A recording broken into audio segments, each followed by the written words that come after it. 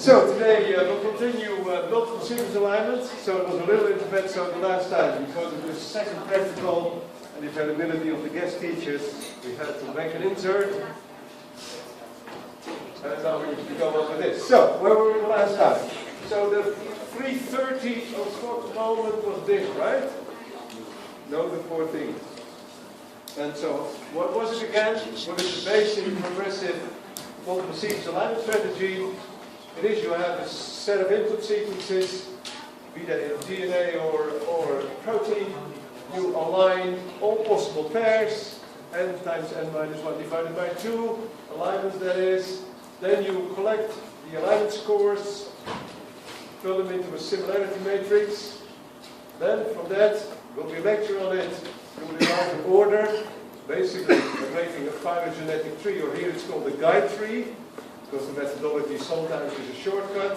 But at least that gives you an order which you can follow. And what you normally do is you start with the simplest problems, the most similar sequence that is, where alignment errors are supposed to be minimal, and then gradually you work your way toward the end by adding the more distant sequences to the set. And then in the end, with a bit of luck, you have a high quality multiple sequence. So it's called progressive because of this step.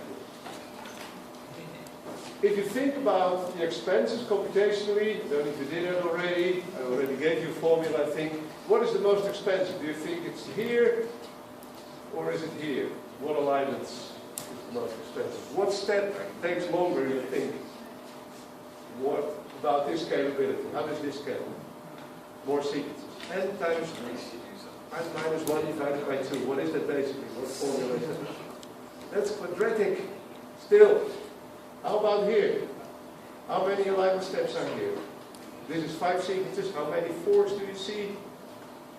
N minus 1. This is profile alignment. This is N minus 1 alignments. This is square, right? So this scalability is worse than here. And why do you do this? In fact, you generate a very nice order.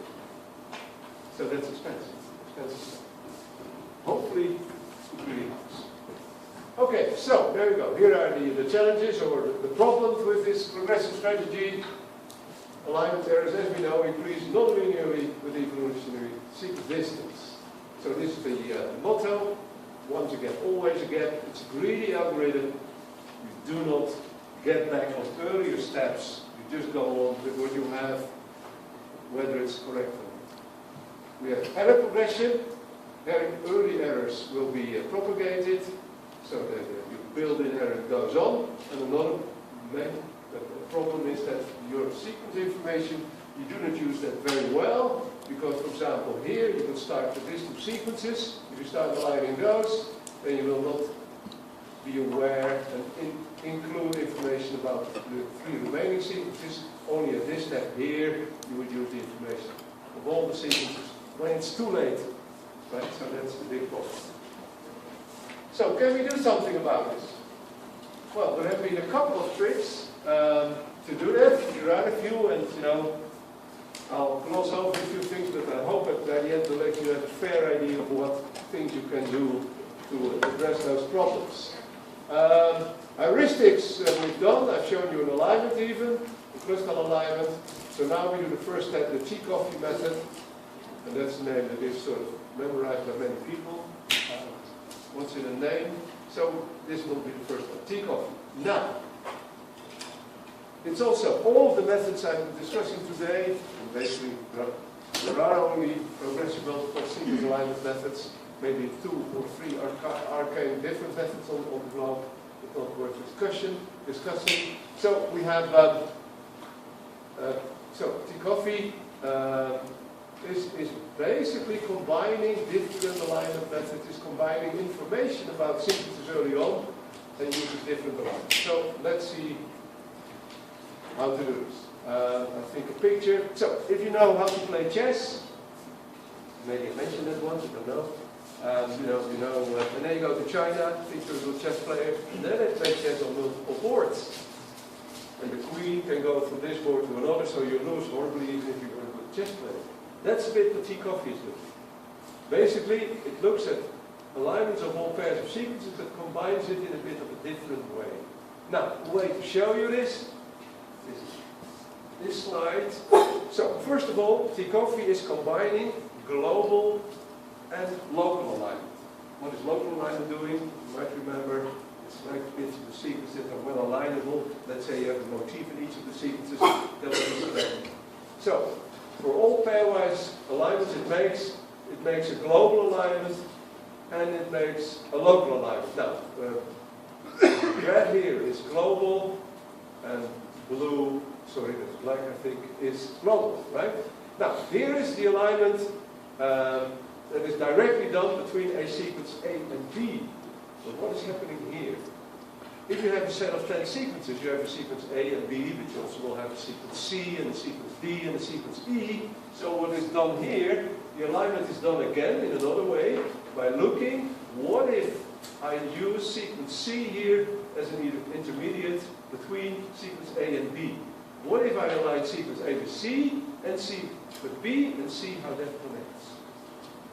This is roughly like doing a, if you would hire a person, if you're later a big boss or something, and you are going to hire personnel, what do you normally do? You could say, I conduct an interview with the candidate and decide about it, hire it or not, hire the person or not. Normally what you do is you ask a few colleagues, would you also talk to this guy? And then by the end of the day, you collect all these opinions, then you have a problem. You think this guy is a genius, I should hire him. 4 of your colleagues say, he's the biggest idiot you've ever thought. What do? You hire or not? So some people would do it, and others would listen more to their colleagues. And that is what's happening here. This is discussing with colleagues. What do you think, sequence C, about the alignment between A and B? And you ask, eventually, all the other third sequences in the set. Now, what are you going to do? You have alignment scores here. This also will add to an alignment score. What is done by T-Coffee, it's not crucial, but it takes the weakest link. So if you link amino acid 6 here through 6 in sequence C to amino acid number 2 in sequence B, you take the weakest of both scores as the weakest. That's just a choice. So what do you see happening? For all those alignments, you get a global alignment in red and a local alignment in black, and you have all these possibilities. So basically, you see that conflicting alignments are happening. Amino acid 6 can be aligned either by amino acid 2, or 6, or 14, or 90 in sequence B.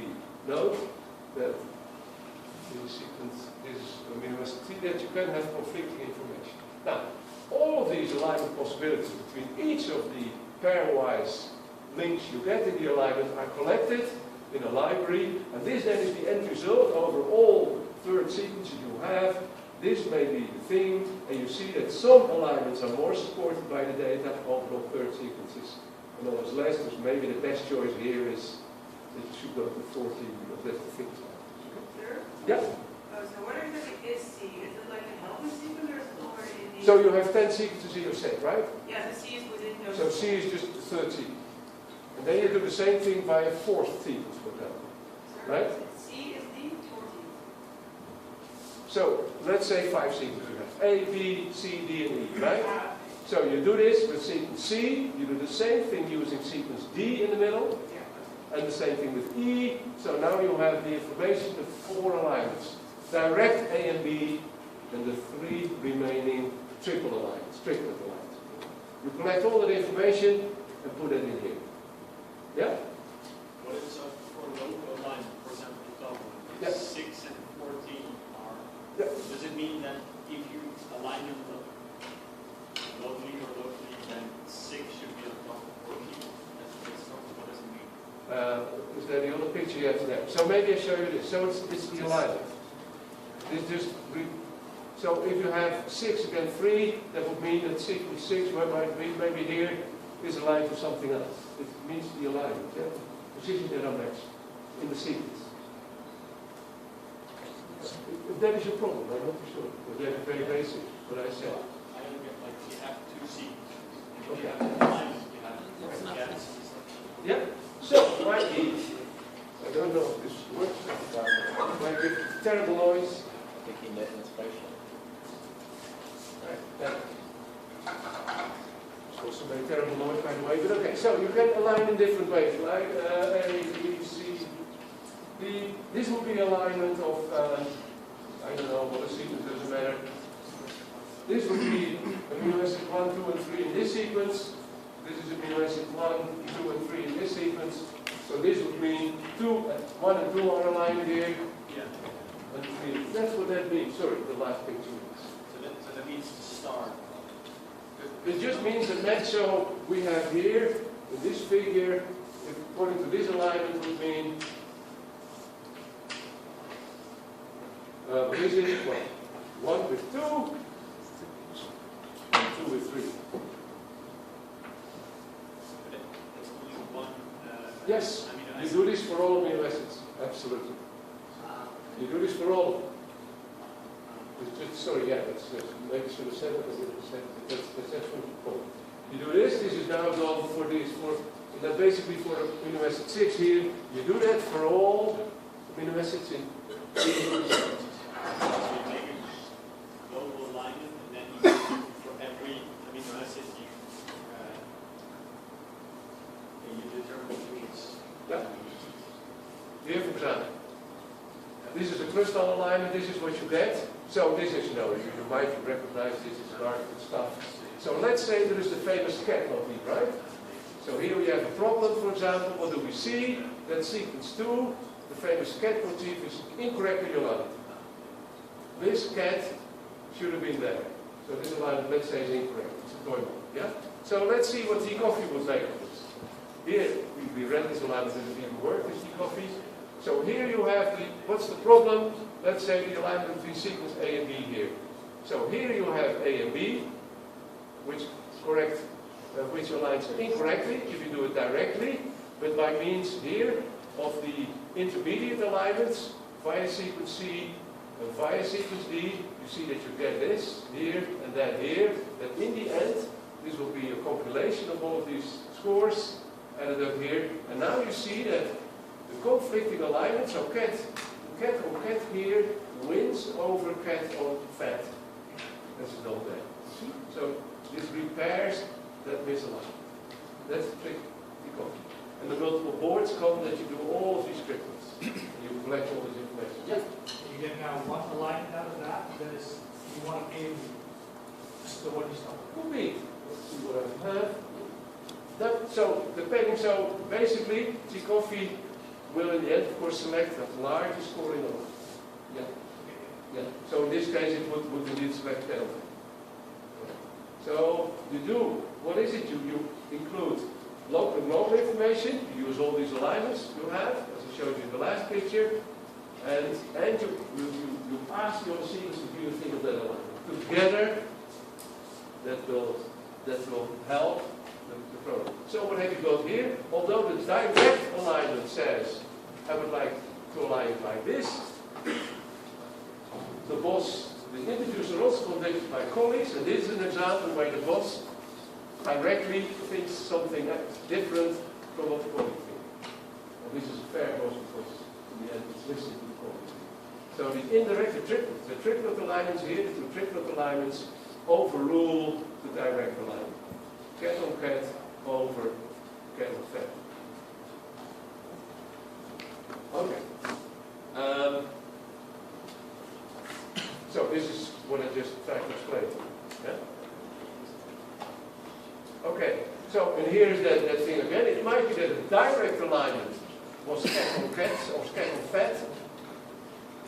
Here you get that another path might be preferable because of course better. As a result, comparing and including all the information from the other sequence. What is the main point? Because what problem did we want to address? That sequence information is only used too late, right? And what do you get here? Immediately, for the first two sequences, 1 against 2, in this case, A against B, you immediately include all the information from the other sequence. Early on, immediately. Right? You do this at all stages during the progressive alignment. Okay? Okay, so that's the result. This is the famous example. I started showing this to you the last time. where the idea is that red falls on red and blue is aligned with blue.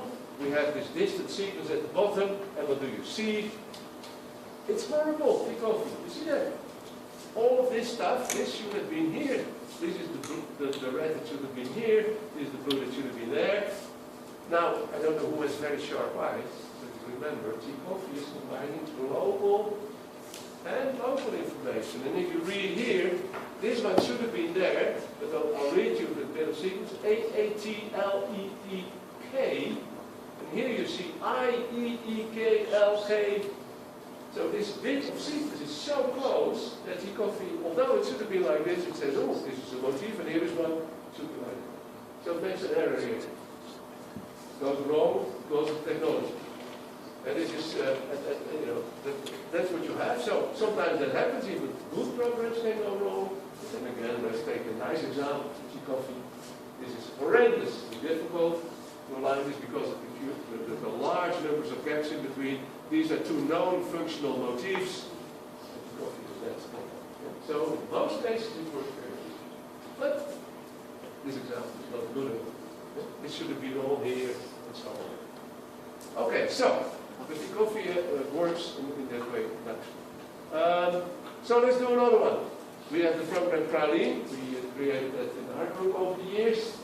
And we also do something that is called, sorry, this is still T coffee. We can also do structures, but I'll skip this. There's no slide in here. There is another method that's doing this like T coffee, but that is protocols. This is one to remember, because this is a good method.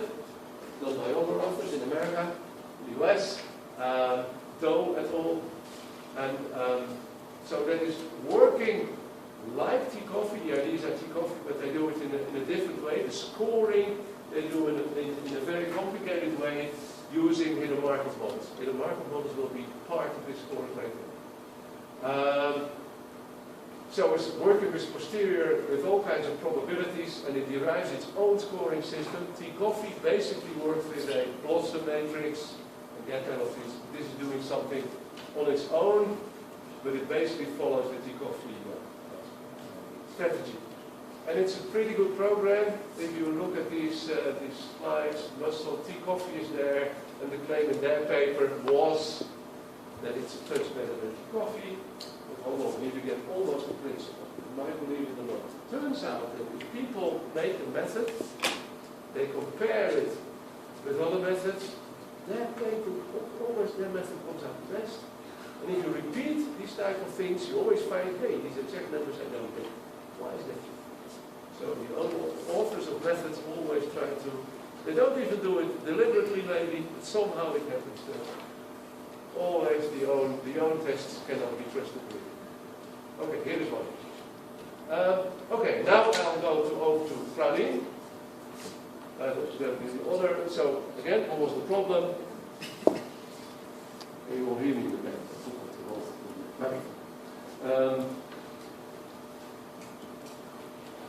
This problem for pre-processing, the other way is trying to include information right from the start. Now, this one is normally difficult to explain, so I'll try to do my best. If you pay attention, maybe it will work. Okay. Let's try this. It's again progressive alignment method. Praline. It tries to minimize error propagation by including information right from the start. Praline does this by making so-called pre-profiles. Now, how does that work? Here we go to the interface, nice chocolate. We have multiple users. I did not have told you this, but we were in years ago for a lot of money in Brussels, and we thought, how can we attract money from Brussels? Let's do Praline, that's really a Belgian thing, that might like us a bit more, get some money. It failed, but the program is still there. Okay? So here we go. How do we make a profile? Basically, the idea again is of using information from as many sequences as you possibly can early on. We do this by building a so-called pre-profile. What is that? We have a step, which is step number 1 of the fundamental 4 steps in the progressive alignment, all against all alignments. What are we going to do? We're going to use all of these alignments, and we're going to, for example, here look at sequence 1 and say, can we place all the sequences under sequence 1 using the pairwise alignments? Is this a final multiple alignment? No, it's not. And that's why we call it a pre-alignment. And we make a so-called pre-profile for it. What do we do here? We just use sequence 2, for example. Is there an alignment between 1 and 2? Oh yes. 1 and 2 is here. It's all against all. And you write sequence 2 under sequence 1. You do the same thing for sequence 3. You write it using the alignment between 1 and 3 under sequence 1. Yeah? You do this for all remaining sequences. You could write them under sequence 1. Yeah? So we have the information, and when you have this, you already know that this amino acid in this sequence aligns with that amino acid in this sequence. What is striking to you, you think here? Where do you see gaps? You see gaps in the other sequences, but there are no gaps in the field. What do? If a gap would have to be inserted based on this alignment, we cut out the letters in the other sequences. So sequence, the read sequence, the key sequence, as we call it, won't have gaps. Okay? It's just a key. So which we define that. We make this, we make a pre-profile. Now, we do this for sequence 1. That's what I just told you. Slave. So, sorry, these alignments are called master-slave sequences. Why? This is the master sequence, and we place the other sequences using these alignments as slave sequences under the master, because this block, in fact, represents the key sequence, the master sequence. And we make a profile of that, taking the frequencies as a close to the preceding time of all this. We do this for each of the sequences. In this case, we have 5 sequences as an input. We do this for each sequence. 2 we make a pre-profile, and a pre-alignment and a pre-profile. We do this for all sequences. Okay.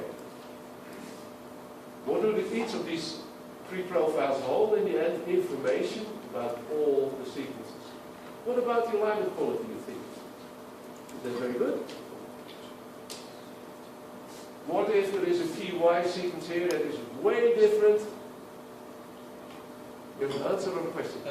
Question, just to make sure that I follow. Okay. The pre-profile is only derived from the master sequence. Pre-profile is derived from one of those pre-alignments. So each of those alignments, you can make 5 of these alignments.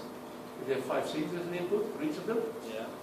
You also, for example, for sequence 2, you write sequence 1 under it, the sequence 3 using those alignments.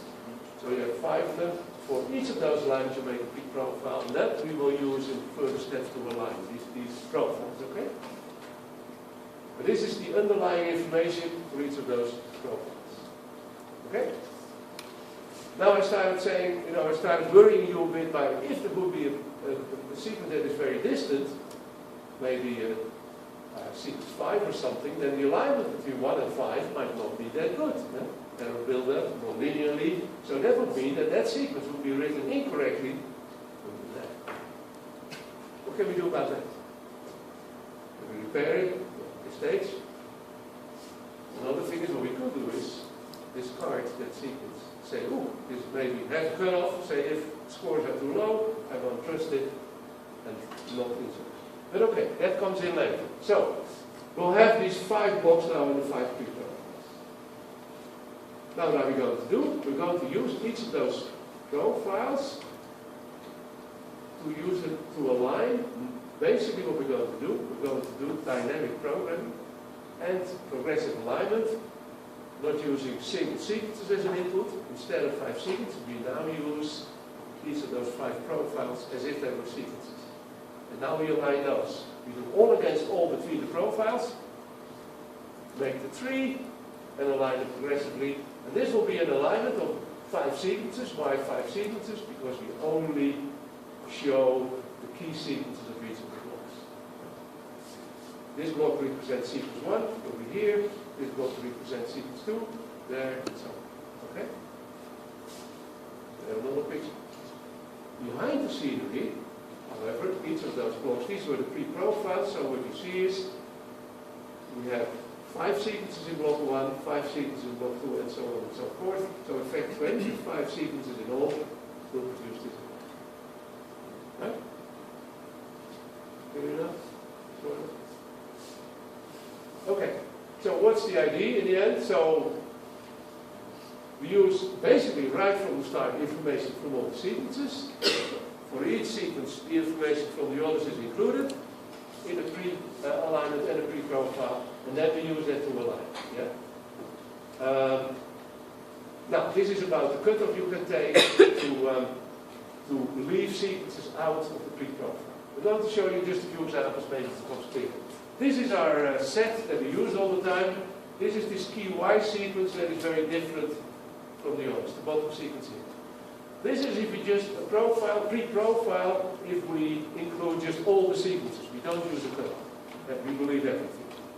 And this then for sequence 3, for example, the same thing. Now, I think that all should come up. Now we're going to say, you know what? We only trust alignments, just as an example, that score higher than this value in the total alignment score. So I don't use the information from pairwise sequence alignments if the score is lower than this. What then happens, as you can see in this set of 14 sequences, I think, in all, is that sequence 1, block 1, loses many of the sequences, so many of the alignments are not being used anymore for this block. Also, sequence 2 is suffering, if you like, fewer sequences, the information from fewer sequences being used. Now, even more dramatically, for example, look at the distant outlier sequence. What do we see happening in the profile? How much information from other sequences is used? Nothing. Why? It's the outlier sequence, so that scores bad with all of the other sequences. So it's not bad. So basically, a way to look at this is each of the sequences we put glasses on. So, you know, can look better, can see the others better. So a pre-profile is a sequence with glasses on. Right? It, you know, helped by the information from other sequences. Sequence 14 doesn't get glasses now, but hopefully the others will see it better because they have glasses. So that's a way to look at it. So you see, depending on the score, the profiles might carry more information or less information. This is the final result, using with this cutoff that I just showed you. This is the alignment, the same alignment as you saw before. I don't know if you remember, but I hope you could go back to the crystal alignment of the last time. But here, the idea is that the alignment overall matches quite a bit better. It's not perfect, look at the lower sequence, but overall, all of the colors end up in the proper area. Here is a big gap in the alpha helix, not great, but okay. This is pretty good. So overall, you see, compared to just doing the basic strategy, that this pre-processing helps. And Tchaikovsky goofed here, and this one is good. Now, basically, I don't know if that will help further confuse you, but anyway, what have you got here? These are the steps. You do all, what do you do normally? All against all, fill in the values, do a guide tree, then a multiple alignment. What do we do here? We do bit in between. We do all against all, build the pre-profiles. Here, then do all against all, but these profiles rather than directly with the sequences. That's the extra work you have to do. These are informed sequence blocks informed by information from the other sequences. You do all against all alignments, fill in the values, make a tree, and then this was doing it globally. You can also do this with local alignment. And basically there, you could say what happens here is, this is, sorry about the sound, good stuff, okay. Wait for what, right? So this is, for example, the local alignment, Smith-Waterman, this is the bit that is aligned between the sequence, between these two sequences. What are we going to do? We want to use this information in a global alignment. What does that mean? Global means sequences start at one end, and at the other end, two sequences, it should be aligned co-linearly. So what do we need to do? What do we not want after this? So this guys have sound. Try to switch it off, didn't work. So now, let's say in these blue areas we can get the next highest scoring local alignment. Where can we have it and where can we not have it? Yeah? I agree. Anybody, clear for everybody? What would it mean if we would have the next alignment here? That means that you get a cross. That an earlier bit. Yeah? Sorry, we can't see the pointer last time. Okay. Then it's not great, so it needs a new battery. Yeah. I'll show it and I'll talk where I am. What would you think about an alignment that falls in the blue box, the left under blue box? How would that be for you? Is that fine? Yeah. But what does that mean then? What bit of the one sequence is aligned against what? Remember, the middle bit is aligned, right? Yes. What does this mean if you go here?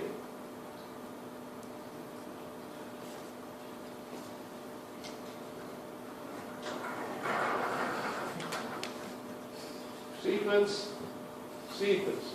Middle bit is aligned. You can see it, because I'm in the way. Yeah? What does that lower corner mean? That you would have an alignment something like that. Can that happen at the same time as you make a global alignment? No. That's cheating. How we don't. So I'm going to make a bit more horrible sounds. I'm sorry. There we go. These ones are out, okay? It's green, but you shouldn't go. So the next one could then land in any of the remaining blue boxes, for example, there. That's fine. But now what should we do? Look, let's let the sense of recursion. Horrible sound, I apologize once again. See this? Where can you not go? There. Where can you go? Put up there. Could also be here or there. So what do? You choose local fragments based on the scores you work your way from the best scoring to lowest scoring alignments, but you make sure that the alignments you select remain collinear. The order of the sequence should be there because in the end we're interested in the closure. Okay? Just a trick, if you do this trick, when you make the alignment, you see, and it's different, the quality is still okay. In this case, I think the quality here is a bit less because there is only one conserved residue in here. There was a 3 unit somewhere in the other alignment earlier on. It was also totally conserved. You missed that here because the one sequence is just going by one amino acid off there. But overall, again, you see red is pretty much, and the blue areas are pretty much conserved. So overall, we still have the horrible gap there, by the way. This is still good. So it seems to work. Yeah. Now, what are we basically doing with this pre-processing? You use, go back a bit, oops, that's a lot of clicks, I'm sorry. No sound, that's good. We'll get the sound, but I have to go back now. What was I all about? Fred now. Why did I want to go back? Oh well, here you see that alignment where the T and the G was preserved. Sorry, I forgot that line. Horrible sounds I was thinking about. Have you seen that? Am I there?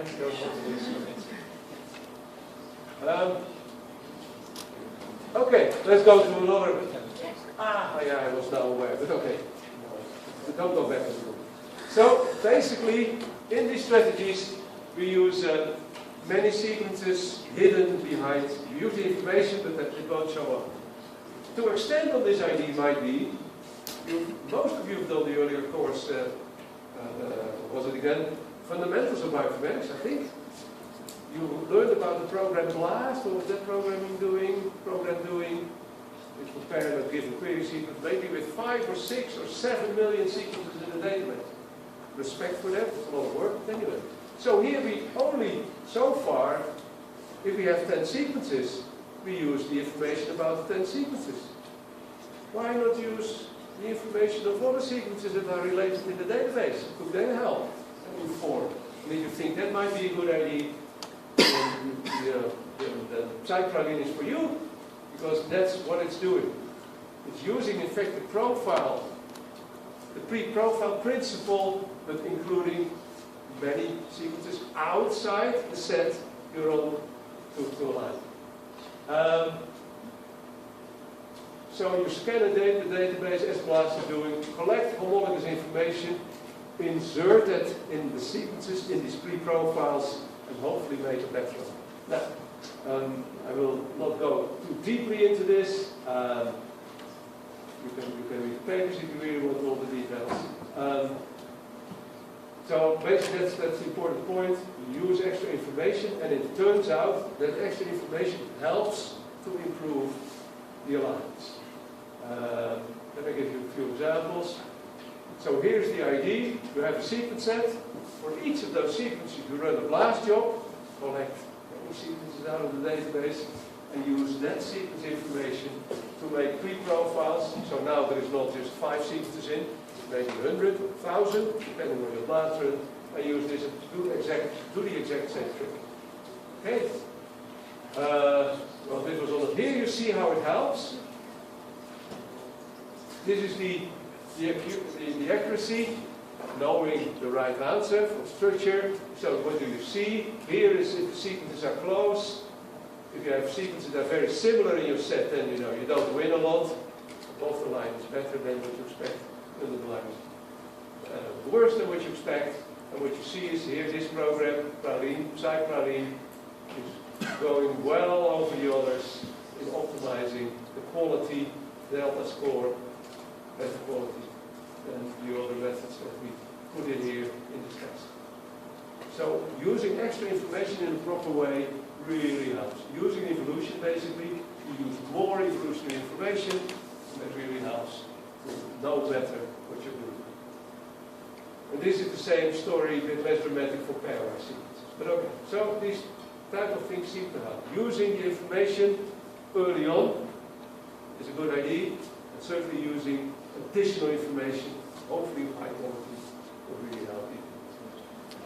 Okay, well, here's just an example. You know, you want to look at the few alignments. Do we have it? Yeah, here. This is just using this trick. This is just a pairwise alignment. This is the right answer here from a structural database. With secondary structure there, it doesn't matter. So this is how the alignment should be. Look what other programs make of this pairwise alignment. Pretty already. See? Big shifts. And praline is doing it, and this new trick is doing it pretty well. 92% correct, and the others better than 50%. Makes a difference. Using more information helps. And these are just more scores showing, you know, this is bragging about our own method in our own type of thing. That's what you do this time, right? Let's use another trick that can be used. Motif-guided alignment. Who knows one important sentence? I might have said it to you. It has the word sequence in, has the word more in, observed in, and structure in. Who knows how to combine these four words? I forgot my word then. Didn't say that. Structure of observed sequence. Very good. What does that mean? That in evolution, you might have some motifs that fold in an alpha helix or in a strand, where sequences start diverging, but these structures are still in place. Meaning, if you would know that, so it might be that here's an alpha helix, let's put it like this, this is a section with the alpha helix, okay? Here's another sequence, it has an alpha helix as well, and now what's going to happen? It will diverge. These bits, if you look at the sequence, will be way different. Still in alpha helix is there. If you would know that, then you could say, although I can't see letters anymore that are anywhere near, I still can see that maybe this bit has a relationship with that bit. Everybody see this? Is it wrong? So that is the tricks we're going to play here. Now, the first thing we can do is secondary structure prediction. In your course, if you're going to attend that, structural bioinformatics, you will hear a lot about it, about prediction programs, because protein sequences give signals, have signals on board that allow scientists to predict the most likely secondary structures, meaning helixes, strands, or something else. Now, secondary structure prediction has come of age. I think in the meantime we are roughly on 85% correct, 50% wrong, right? But anyway. So we can do that well. When it started, 20 years ago, we started at 50%. So quite a bit has happened. A lot of machine learning, all kinds of clever mathematical tricks now bring this game up to in the way 85, I think it's at the moment. Another problem, of course, is that tertiary structure prediction, really predicting three-dimensional structures, doesn't really work. We learned about that in the structure bioinformatics course, and so on. Now, every year, I think I alluded to that in earlier lectures, there is a workshop called CASP, where all these bioinformaticians meet, all with their methods. What have people done? They've come to really biochemists who were on to solve a protein structure, for example, and they're on to publish, and then these people can visit. Don't publish it all. Don't keep it hidden, because we want to let these guys predict structures, and then use your structure, and then use your information to look how good they are, how well they do. And that is what's happening. And these authors, they get promised another paper, and so they say, okay, we wait 2 months then for our publication. So that happens every year. It's a lot of fun, people being together, and then, you know, there is some fairness there, because groups who are very arrogant, oh, we are so good, we are predicting much better than others, very often fail. So, in later courses, you'll go to predict, so remember this, yeah? Arrogance not pays off, okay? And there is really a mechanism for us to show you this, but that will be later. So, this is a lot of fun, people do this, and so, you know, we're in a world to compare and look at others. Now, this was, well, the story is a bit dated perhaps now, but let's say all of these, in 10 years, that sometimes happens, of, you know, a field is developing, here secondary structure became 5% better, but if you use just a different sequence alignment, an input for this method known as a multiple sequence alignment, is the quality important? You bet, because if you use that method, if you use a different alignment made by another method, your prediction might be 40% of it. So the input is far more important than the actual method you use. That's very often the actual input, the quality of alignment is very important. And for years, scientists have said there are 3 things important in molecular quality or in sequence alignment: quality, quality, and quality. We use the stuff and that's it. Now, I fill you in and then we break up for coffee. I show you this one, how it works. Okay, there we go. Try this one. Do you remember this? This is a search matrix for dynamic programming, right? Suppose you know the secondary structure of this sequence and of that sequence. This stands for helix. This stands for strand, minus the letter S but E, because the strand is extended structure. And some people decided to use the letter E instead. And C stands for coil, meaning not helix and not strand. So this is predicted or maybe measured, whatever. This is information you have. The nice thing is a sequence is a string, but a secondary structure can also be represented using a string reference. You have this. Now you start reasoning. What would you like to do if you see this? Helix, maybe conserved, letters are very different, maybe. Not so much here, but anyway. How would you like to align this? I'll give you an idea. I would like the helix on top, I would like the letter C on top, and I would like the E on top. Could you enforce this? Sure you can. You just can say, okay, you just hack the sequence here and there, we split it, and we use align this bit on that. You could do it. You could do it in a hard way. Make sure these regions fit onto one another. Here, this protocol, we do it in a soft way. Do you remember Mossen? Do you remember those matrices, exchange matrices? That's what the people done here. They've collected sequences, they've aligned them, and they've made a special Mossen matrix for helical parts in proteins. Also a 20 by 20 matrix, but describing the situation and the exchanges for helical regions. The same has been done for strands, and that has been done for coil regions, unordered regions. Now, what do?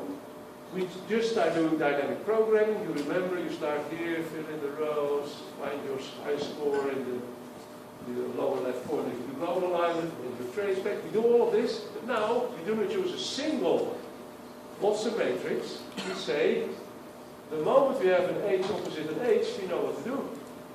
We use the information for helices. And we do that.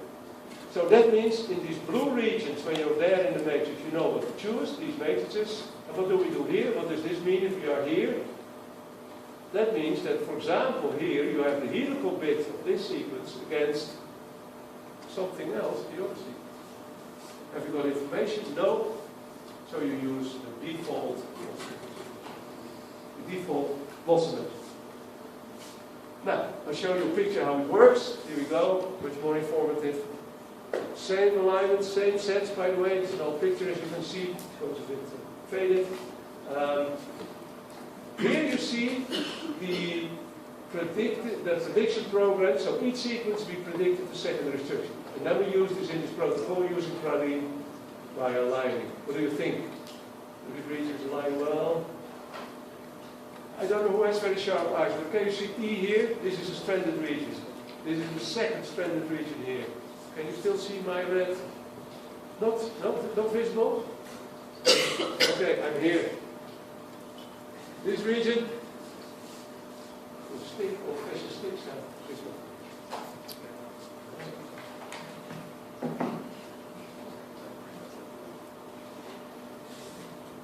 The longest ones are gone, because they're overly used, I guess, in this room, but anyway.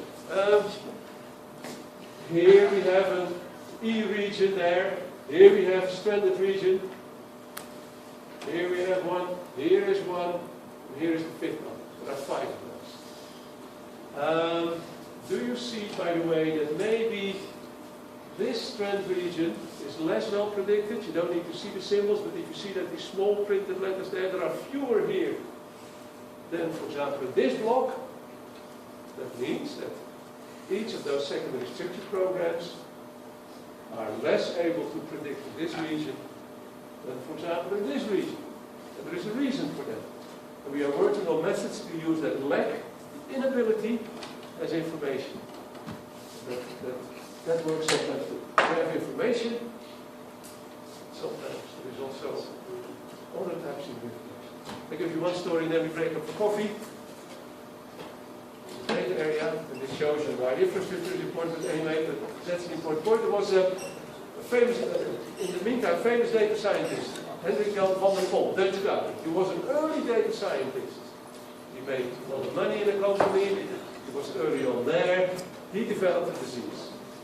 He had thymus cancer. Very bad, taken away, good work of this, but it was not very well. 3 years later, guys, I can't hear myself. Could you keep the voice down there, please? 3 years later, we developed COPD, that form. And he said, bloody hell, nobody in the family has that, and it's it has a familiar component. He went to his GP and he asked, is there a connection between the fact that my thymus, I have cancer, and the fact that I now get lung disease, COPD? And this GP went on Medline, couldn't find anything. Should have said, I went to Medline, couldn't find anything. They told him, no, there is no connection. If I don't know it. Again, 2 years later, there was an American chat forum set up where you could, for Dutch people very important, for free you could chat with specialists. This guy went online there, and now this reported sentence. He gets a specialist quickly on the chat, asks the same question. The specialist says, hold on, I'll get back tomorrow. They chat again the day after. The specialist says, I checked Medline, I can't find a connection. He knew that. Now important, he said, so I don't know the answer, but I can tell you, I get this question a lot. Is there information or not? Yeah, can you use it, please? Now, this guy said, oh, okay, now I can't have to stick to work anyway. I'll go on this and now I will sort out the link between thymus and COPD. He worked his, did everything, had to hammer to hospitals. Can I have my data? No. Data privacy, they say. So we worked very hard. 5 years later, he's now the world expert on this connection, which is great. Citizen science. But anyway, a bit of information I was all about. Sometimes a negative bit can be turned to the good. We have tried to do that here as well. Inability to predict gives you biological information. Anyway, it's a great book.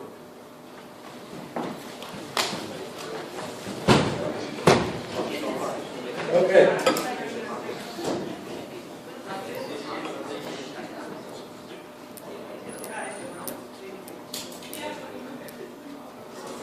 please take your seats.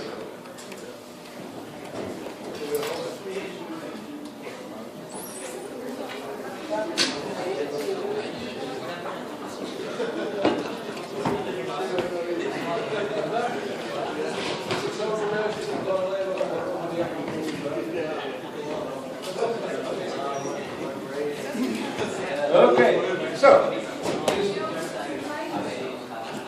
this little trick that we introduced for secondary structure prediction, we now also use for maybe the most important protein class that is there on the planet.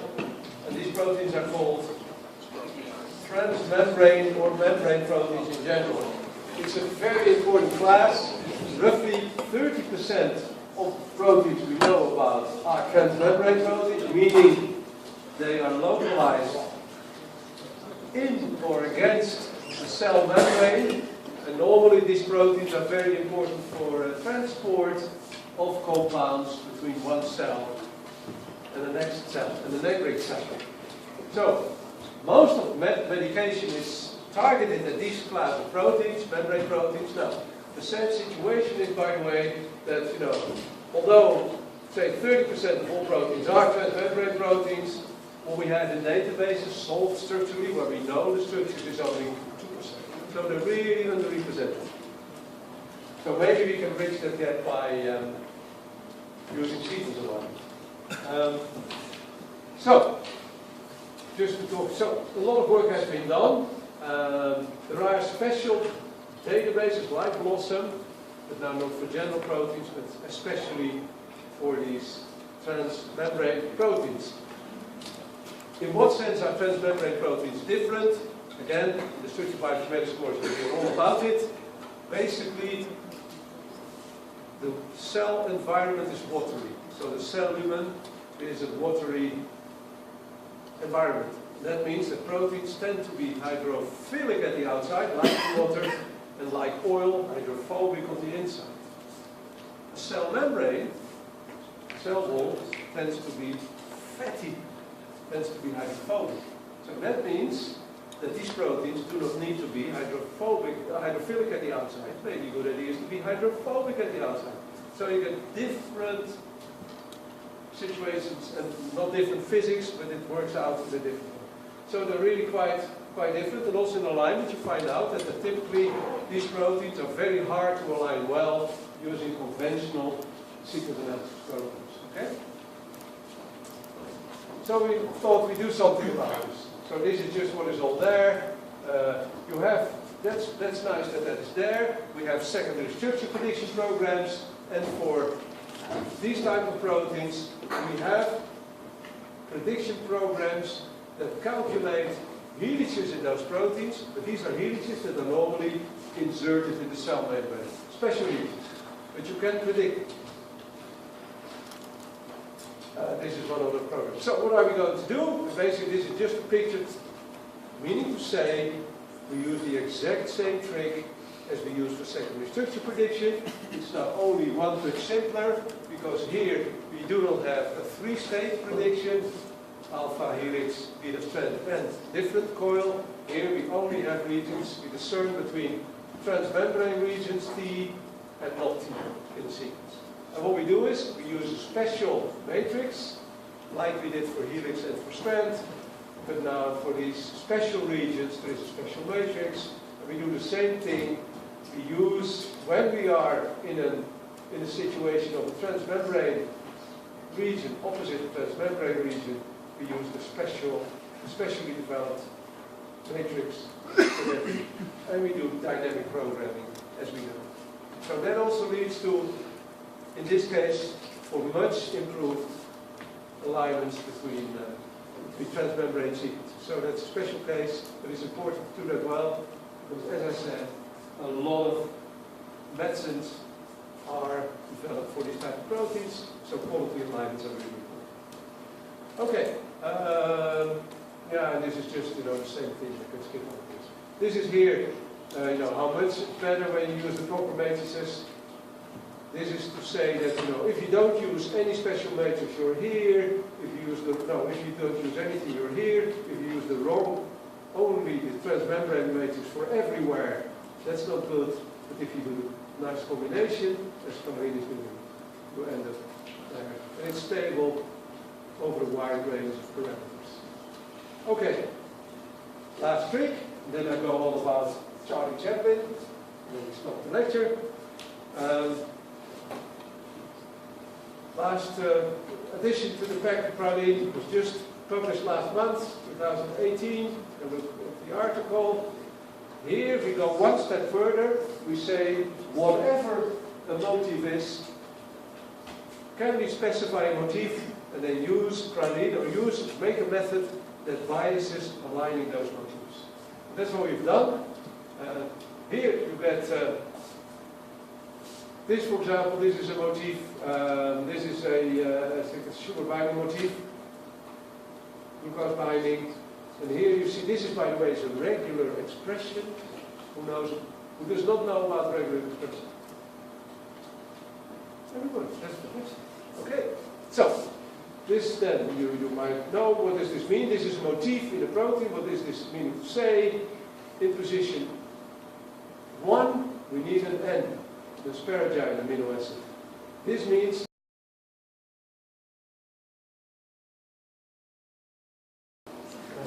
okay, there we go. So basically, you can't refine. This is another possibility.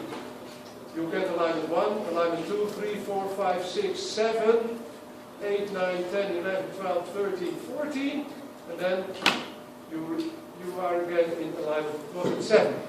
This is called limit cycle, and that would mean if you go on, you will just go through the cycle, so it's a good way to stop. How could you check this? How would you check this automatically? How can you check for convergence? How far do you need to look back? I can tell you, at the last alignment. If your current alignment is the same as the last alignment, you can stop here, right? What should you do? What should you check to avoid limit cycle behavior? You just look back in all previous alignments and see if you find it or not. If you find it, then you have this situation. Now, a common, very often what happens is you try and refine, you get a new alignment, you get a new alignment. Basically, you never converge. Not like that, not in limit cycle. However, computer scientists call this molting problem. What does that mean? You get tired after 300 iterations, you stop, and you're not knowing at 301 it would have been converged. So that's the molting problem. You might stop too early. It's a nagging field, but okay. You know, life is too short sometimes. So, what can we do about this? Now, dynamic programming, who knows the name of the person who invented the word bioinformatics? Who remembers? Who remembers? Utrecht. Oh, I wrote, remember that in secret life was here too. Overweg. I wrote it. Not as it was called in Polish, just her name. Pauline Hoogberg. In 1984, that's a long time ago, she published the first method, and she already had this iteration. What is this doing? Now I try and explain that to you. How could you iterate like this and reconsider? What happens? All against all. Remember? Similarity matrix. You make your alignment following this score. How is this? So, and then you have this sequence. Now suppose this is sequence 1 and this is sequence 5, right? That alignment is here. That alignment is here as well. Is it necessarily the case that the pairwise alignment of sequence 1 and 5 should that always be identical to the alignment between sequence 1 and 5 you have the alignment? The answer is no. Of course you don't do this for nothing. If this is always the same as that, there is no need to do multiple alignment. So this is a compromise. Basically what you do is, this iteration means you use all against all again, here, sequence 1 against 2, sequence 1 against 3, sequence 1 against 4. You score the sequence alignments as they are in the final multiple alignment. Those scores may be different from these if the alignments are different. You fill in the new scores from the multiple alignment, have a new score, make a new tree as a result, and do it again. iterate like this. Now, you would hope that these methods would necessarily lead to convergence. They don't in this case. You should have this situation which you have. Okay, well, we should go over that. Okay, so there are different ways intra-lean to do this type of iteration. This is one type where we use position-dependent consistency scores. Now, this one, is there a picture? Yes. Should I try this? It's late. You want to know about this? Try it. Okay. I'll give it a short try, right? Okay, here you go. You remember that story? There's a few people who say, yeah, I want to know. So that's so needed. So there we go. Remember those 5 sequences, the 5 profiles. We have the sequence. So these are aligned in a final alignment. My question to you is, here is sequence 1, right? Do we have sequence 1 multiple times? What is your answer? In other profiles? I hope the answer is yes. It's here. Sorry, it's here. It's the second sequence in the block with the big 2. It's the second sequence in the block with the big 3. And so sequence 1 is in each of the 5 blocks. In the end, you get a multiple alignment as a result, where these 5 blocks are aligned. What are we doing here? Here we say, okay, that means we have 25 sequences, 20 of which are behind the curtain, if you like. And there are 5 key sequences, the fat sequences in the picture. Here what we do is, from the final multiple alignment, we just record how is sequence 1 aligned with itself. Meaning, the sequence 1 as it is in the first block, the thick one. Again, sequence 1 as it occurs in the other blocks. That's this picture, and now we can look at what would be the ideal case. If all pairwise alignments would have been consistent, I would have found in the block there, alanine 131 for all sequences 1. Then it's totally consistent. And here you can see that it's not always the case, so you can score this. And that means that for each position in the multiple alignment, you can use this to build a consistency score. So how many of the pairwise alignments agree with the multiple alignment? If that agreement is large, you say, hey, I like that. If that agreement is low, you say, hey, we should look at this again. That's the idea. If you do that, I'm using dynamic programming, using those consistency scores, and use these to weigh the positions in the dynamic programming. Again, we're playing hanky-panky with these scores. You say we use blood-sum, so if we multiply or we take something off, depending on the situation. And here, we use the information from those consistency scores to say, if the scores are very consistent, I make the values higher. If the scores are not so consistent, I make the value I fill in lower. And what does that mean? If you get lower scoring pathways, it might be that another path through the matrix will win. Right? One path, out of very many, as you know, will score the highest. But if you change the values along the path, the final score might be such that another path might win. So that is what we use, and that is what you do it. Now, this is another way I'll skip on. If you combine all of this stuff, now you bet that you can use this for secondary structure prediction. And here you see something maybe interesting as well. If you do iterations, you align the sequences, and all the time here, what you do, you have these iterated alignments, and at each iteration we use that alignment you have at that moment as an input for secondary structure prediction. I mentioned earlier on that the alignment quality is important for prediction. Here you see that. If you go through these iterations for this sequence, just one of the many sequences, this is what comes out of the prediction, this is what it should have been, and what do you see? That there is a lot of different, this is helix, and here you see, for example, that this trend region which should be there, is now placed here, stably here, and here it's even going on. And so on and so on. Meaning, quality, alignment, really matters. Okay. This is another program, it's called Muscle, so it's very powerful. And here you see what people all invent to make things happen, to make alignments okay. It's having a cheap way of ordering, of making a tree, with k-mesh searching, it might last a little bit. Then it makes a tree, and this one method is going to cut the tree, change the tree order, do all kinds of things, and in the end, it's reasonably fast in the end. But this is a method where the quality on average is good, but when it goes wrong, it goes horrendously wrong. You get shifts of hundreds of positions in sequences. No way ever to find any feedback. So that's a drawback in practice, but it's still a method that are worth mentioning. Okay, and this is this trick I showed you before. This is normally how you score profile positions. Do you remember this here? Later on substitution matrices, this is the basic score, the model as compared to random, here and here. And here you see that the log, that is according to the theory here, is placed there. But they do log weighting of the okay, let's go. Stop all of this, all these tricks to make multiple sequence alignment very good.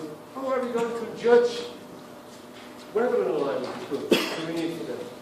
Well, this first, what is telling us when you've done an alignment? And I ask you, how confident of that alignment are you? And what you say? Well, there's a pretty high score, right? The sum of pair scores is high. So if that is the case, then I tend to trust the alignment. I would trust it more than an alignment that has a very low score. So here is just, you remember what the sum of pair score is, just the addition of all the gap penalties and the substitution scores. You can do this for a multiple alignment as well. That is called also the sum of pair scores. But then you have all the pairs, you might say you just add up all the scores between all against all sequences. And you do it for 1 against 2, you add the scores for 1 against 3 and so on. You add up all those matched and unmatched pairs and you use the gap penalties and you score it. Sum of pair scores, that's called. Now, I ask you the question, what would you need to really decide about the quality of an alignment? And then an answer is a reference alignment. An alignment where experts or somebody tells you, this is how it should be. Now, do we have those alignments? We have databases. We hope that it's true that the quality of those is reference quality. So here's the gold standard. And how would you be able to compare your alignment with any of the programs with the true alignment? How can you do that? Well, here are 2 suggestions. You could be a very stern biologist. You could say, you know what? I look at the reference alignment. Here is one of the columns. I find alanine 131 here, and valine 150 in that sequence, and so on. And this is my column. And if this alignment would be correct, that column should be exactly reproduced. If any sequence has a shift as compared to this column here, just one of the amino acids is different than there, I'll say this column is not well reproduced. You could do this for all the columns in this reference alignment, and you get a score, the column score in percentage, for example, what fraction of the columns in the reference alignment is aligned by my method, is correctly aligned by my method. Now, just a thought experiment. Suppose this sequence shifts by 1 amino acid. All the rest is perfect. 1 amino acid. This is shifted for each position by 1 amino acid. 1 position to the right. What will happen with the score? It goes to 0. All columns fail that. Oh, that's a pity, right? This is a bit too strict perhaps. This is a bit too stern. This alignment is, all sequences are fine. This one sequence would screw up the score completely. So you could think, let's do a bit softer protocol. Can we do it? The answer is yes. And here you see that's confusing. This way of scoring is now also called sum of pair scoring. Confusing, it's different from what we know. So what do we do here? You don't use a column, you say, what about each pair that I have? Maybe there are 5,000 pairs in this alignment of matched amino acids between any of the sequences in that reference alignment. Then you look back and see if this is valine 150 against proline 175. Do I find that pair back in the alignment I made with my method? And then over the 5,000 pairs or so, you say how many are reproduced. And that is your fraction correctness. What happens now if one of the sequences, bottom sequence shifts by 1? Depending on the other sequence, your score is not 0. It might be 90% still right. So you're not. So these are 2 possible ways and there are more, but these are two ways that are used a lot in the literature. Column scoring and sum of pair scoring. Remember, we had confusion, because a moment ago I told you, if you take just the score of one alignment, and then all the matches and the gap penalties and so on, you call that sum of pair scores, and here you have a sum of pair score. I didn't invent this, it's just history, that you compare the query alignment against the reference alignment, and you can also do this by means of sum of pair scoring, meaning something different, okay? Okay, Charlie Chaplin story. Charlie Chaplin, you know how he looked? Your generation, dead for almost centuries now, but always, he had a funny hat, right? He had a stick, funny waistcoat, and he walked in this funny sort of penguin-like manner. Now, in the 1930s, Chaplin was already famous enough that that so-called Charlie Chaplin contests were being organized. So people would dress up like Charlie, go on stage, in a funny Charlie walk. There was a jury sitting behind tables, so you spent a lot, and then they would rank each of the contestants, and at the end of the day, the best Charlie was being proclaimed. The winner. Charlie, in those days, it was not the internet, right? So they didn't know very often how the real Charlie looked. So Charlie, being a comedian anyway, he thought, maybe it's fun when I join such competitions in this case. So Charlie took another name and competed with the rest. What would you expect? Who should win that contest? He became third. What do you say? What's the problem? I can tell you, the objective function, the jury is not able to tell the real Charlie, from the others. Maybe the others were doing more than Charlie did. That's normally the case for them. Anyway, the objective function, the function that the collective jury uses to rank or to score each of the solutions, each of the Charlies, was apparently not often. Does that happen in this business, you think? Have you got a Charlie Chaplin problem? Now, you bet. This is just showing you sort of scores versus... So scores differ a lot. Each dot here is a multiple alignment of a family. Basically what it's here to say is some families are more conserved than others, meaning the sum of pair scores for single alignments can differ, can be very different. You have conserved families, high scoring ones, and globins, for example, sequences are way different. Those alignments will score lower. Okay, so here we go. I'll show you this picture for a moment. What is the way we score single alignments? What is your dynamic programming routine doing? Simple pair. Remember, you score the lower corner or the best one on the last or somewhere in the middle of the matrix. That's your score. If you would score this alignment and you would score this alignment, what would you hope to be the case? This is the truth. So which score should be higher if this one is not, if these two are not identical? Then you would hope, of course, that the real Charlie would score the highest, right? Does he do that? Well, here we go. We used a pretty bad, so we used Praline, our own program, but in its basic form, it's not very good. All the little tricks we do, that makes it better, but the base form is not great. So we get scores, and this means that base minus, so if you're on, this is the reference alignment, so on top means this, so below the line are the alignments where the incorrect Charlie, the alignment made by the method, scores higher than the reference alignment. Charlie becomes third. Yeah? And that is, for more difficult alignment, is more than half the cases. So Charlie doesn't get third here, Charlie gets number 20, depending on, if there are 40 contestants, Charlie will be 21. Number 3. So it's a real problem in biology. And what is the story here? Basically, we have made a mathematical concept with gap penalties and probabilistics and match scores. We make an alignment score by this. We use that all over the place to say this is a good alignment, that's not a good alignment. Basically, how much biological are these scores? That's the real point you want to make. Not. What can we do? Anybody an ID? Friday afternoon? Nice weekend? Difficult. So what we try to do is make, do iteration. Basically, by doing all these tricks, we try and make the way we score better.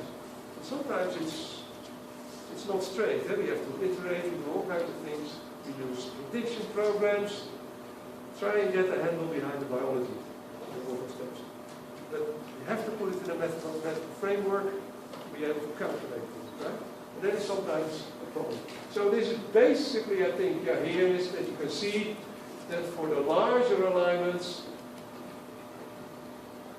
more than half is incorrectly scored. Less, better scored, a bad alignment made by a bad method scores better than the method. That's not the idea. Sorry about that. Last point, and then it is we break up. This is about bragging, right? This was the tea coffee pack. We were a bit proud at the time, and when it came out in the year 2000. And what did we do? Oh yeah, we scored it over a number of categories in the database. Doesn't matter. And we proudly made our numbers bold and underlined them to show we are really better than these other programs. But here is a message. We also, to be fair, we put this figure in the database. We said, look, if we compare, we are the best program overall. But now if we compare it to the runner-up, the second best program, how often are we better? And then it turns out, and this is for alignments that are near. This is for alignments that are difficult, and these are for alignments that are very difficult. But the sequences are not very similar. And what do you see? Tea coffee wins here. In 47% of the cases we are better than the runner-up. Here we are 50 and 36, and here we win in a fantastic way. 53% better alignment than the runner-up. It's only 38%, and when this doesn't add up to 100, in the remaining cases were exactly the same in the score. Where is your problem? You want to make one alignment, right? It is somewhere here in this figure. How certain can you be that tea coffee is the best program for your situation? It's doing well on average, but there are many cases where you should have used another program for your specific case. So that's the end of, I think, the story I want to tell you today. Always use more methods. Scoring is one thing, but looking at your data, looking at your alignment, generate all the methods, compare, by eyeballing, is always really important. Okay, I think that's it. And you can read this at home. And if you want to make some papers, there's okay, thanks. You have a very good